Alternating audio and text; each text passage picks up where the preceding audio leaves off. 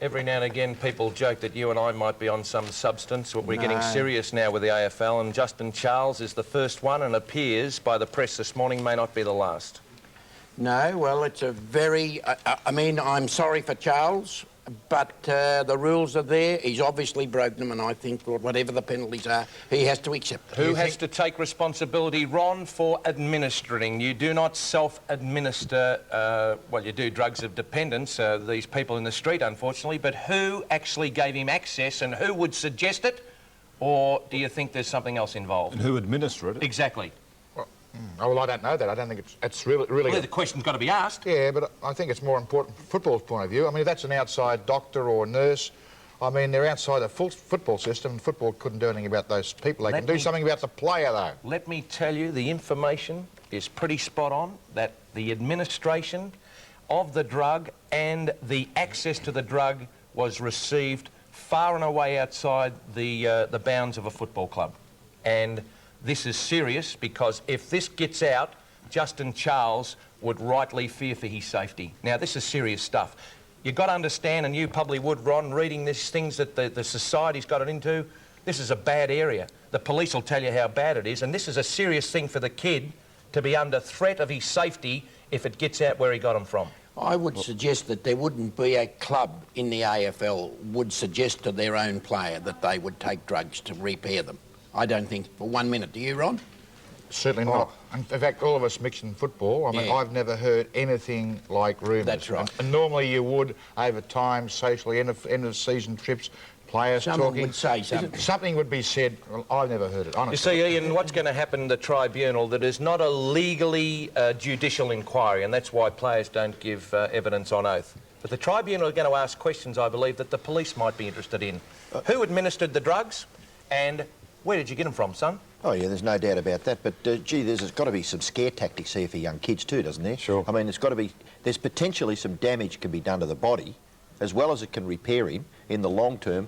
The kids have got to be a little bit scared about putting drugs into repair. But also, Joe, there's a few other things that come out of this too, and I mean, it's also a forerunner that, you know, coaches are calling for fully professional players. Now, once you get into this situation that he's in at the moment, there's a real narcissist thing, and bodybuilders get into it, and they really get hooked into their bodies. You're trying to improve, and you'll go, when you explore the conventional means of training, your body can only do so much. Then you've got to get some artificial help to go a little bit further. And I'm just saying that this is a forerunner for what's going to happen as far as professional football is concerned. Ron is quoted in the largest selling newspaper in Australia, the Herald Sun, that 11 weeks.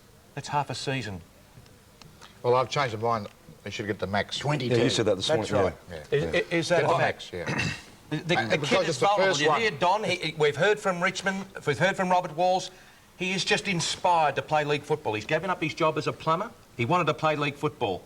Where do you draw the line when people say, oh, if you're not right, I've got something that can fix you up, mate? You ever had a jab in the ankle to fix you up? Well, how many blokes play on painkillers? How many blokes have had a jab? What is the difference between an anti-inflammatory which kills pain so that you're able to go out there and perform, and It's easy. Yeah, Why? it's easy. Why? Yeah. It's a banned substance. That's it. Yeah. But what is That's it? Why is it matter. banned? It's banned in... OK, it's different sports. Now, in racing, you cannot take... It's banned in our game. I understand, but what is the difference? It's performing enhancing, an anti-inflammatory... It is, Bob. Don, all it does is allow you to perform to your maximum. Where do you draw the Not line? above your maximum. Does it help you keep training when you are injured, which keeps up your fitness for that period of time while you're on the drug?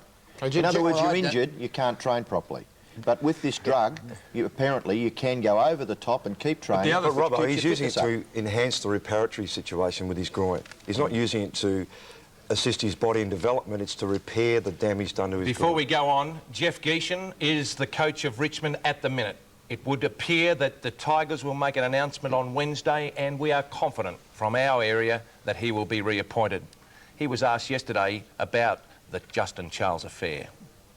I think Justin at this stage, and what I feel is just a one-off situation. I'd like to think there are no more steroids in football, but obviously I'm a bit naive thinking that, because obviously the more money that's involved, the higher the stakes in terms of winning and losing, the bigger the contracts, the more competitive it is for places on spots. I can understand, or not condone, but certainly understand some players feeling the pressure in that situation could resort to that. It is not the right thing to do, but I suppose when you add up all the pressures, sometimes these things get to people, and we've got to make sure it doesn't get to our people. We've got to make sure that we have avenues to support them and they don't get in that path. I think the term is you don't throw out the baby with the bathwater. Any parent, guardian or leader would stand by a kid. We've all made mistakes. Some of us have made mistakes we haven't been caught for. Justin Charles knows he's done wrong, but the big news in the papers this morning is that Ilya Grikic has crossed the Nullarbor in the Big Bird, and he arrived in Melbourne a short time ago. And what is going to happen is he's going to have to answer some questions in relation to a banned substance, it appears, from some cough medicine. Like, we've got some serious stuff here, and as you said, where do you draw the line? Cough medicine as against anabolic hemorrhoids or steroids or whatever. I think also you've got to take each case individually. Now, we all know Justin, he's a nice kid, he's a good kid. Now, if he was devious, he would have used another drug. You can mask, you know, steroids. It's You're done in speaking racing. a bit with authority here. Well, I know it can be done. Well, you're speaking with authority. No, I'm not speaking with Gee, authority. the greatest I'm not in it, but I know you can mask it. Now, he used a drug, I think it was an oil-based thing. You can't do it in horses, so it's where you can do things like that and mask whatever you're doing. Now, if he was smart, he would have disguised it. Very naive. Don, I was under the impression that if you took steroids, it affected your football. I mean, you got stronger, but you're less able to expose your skills, and your reflexes were a little bit less. Now, is that true or not? I don't know, Bob. Well, you sounded very authoritative. He did. At this time, Justin Charles needs support.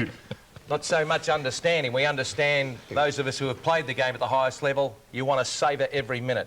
But we've got a crisis on our hands, and the AFL have to act immediately to stamp it out. Back in a minute.